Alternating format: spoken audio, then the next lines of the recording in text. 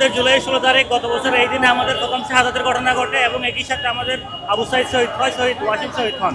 আজকের এই দিনে আমরা গোপালগঞ্জ আইনজীবীতে সমাবেশ করতে, সেখানে আমরা দেখলাম এক প্রকার প্রশাসনের নীরবতায় এবং আমি বলবো প্রশাসনের ব্যর্থতায় আওয়ামী লীগের সন্ত্রাসীরা, ভারতপন্থী হিন্দুত্ববাদী সন্ত্রাসীরা যেই হামলাটা চালিয়েছে আমরা এটা তীব্র নিন্দা জানাই। আমরা বলতে চাই প্রশাসনের মধ্যে আওয়ামী লীগের যে দোষরগুলো এখনো পর্যন্ত অবস্থান করছে তাদের একটা যোগসাজশের কারণে, তাদের যে ইচ্ছার কারণে এই হামলাটা হয়েছে, এটা কোনো সন্দেহ নাই।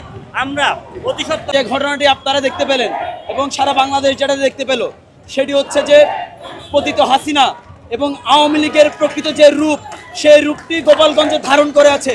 সারা বাংলাদেশ থেকে যে সকল সন্ত্রাসী আওয়ামী লীগ, ছাত্রলীগ, যুবলীগের সদস্যরা পালিয়ে বেড়াচ্ছে, যারা এখনো পর্যন্ত ভারতে পালাতে পারেনি, প্রত্যেকটা সন্ত্রাসী গামদা অস্ত্র শস্ত্র সজ্জিত হয়ে তারা গোপালগঞ্জে আশ্রয় নিয়েছে এবং এই গোপালগঞ্জকে শেখ হাসিনা মুজিববাদের একটি গোডাউন হিসেবে আখ্যায়িত করেছে।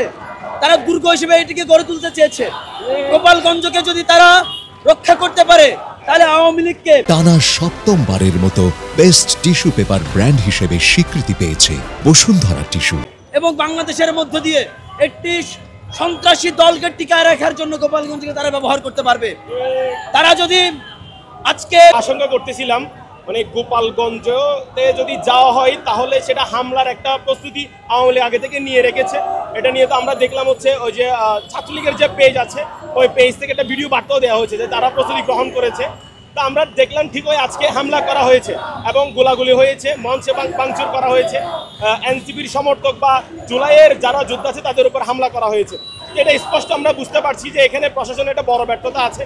পুলিশ এবং প্রশাসন যদি শুরু থেকে কঠোর ব্যবস্থা নিত, যদি আইন শৃঙ্খলা বাহিনী আগে থেকেই সাবধানতা অবস্থান পজিশনে থাকতো, তাহলে আমরা মনে করি না হচ্ছে এই ধরনের একটা হামলার শিকার আজকে জুলাইয়ের যে নেতৃত্ব প্রদানকারী আমাদের নেতারা ছিল বা নেতারা আছে তাদের উপর যেটা হয়েছে, এটা আসলে আমাদের জন্য খুবই দুঃখজনক। কারণ আমরা তাদের নিরাপত্তাই যদি না থাকে, আমাদের মতো যারা খুব সাধারণ জুলাই যোদ্ধা আছে তাদের জীবন আসলে হুমকির মুখে পড়েছে। যে সকল আওয়ামী লীগদেরকে সেফ এক্সিট দিয়ে বাইরে দেশে পাঠানো হচ্ছে, এই সকল পুলিশ লীগদেরকে আমরা অবিলম্বে সংস্কার চাই এবং ইন্টারিমকে বলতে চাই আমার হাসনাদের উপর কিভাবে হামলা হয়, নাইদের উপর কিভাবে হামলা হয়, যারা জুলাই আন্দোলনের সম্মুখ সারির যোদ্ধা ছিল, এই যোদ্ধাদের গায়ে যদি হামলা হয় তাহলে প্রান্তিক পর্যায়ে যারা প্রত্যেকটা এবং প্রত্যেকটা ঘাটে এবং প্রত্যেকটা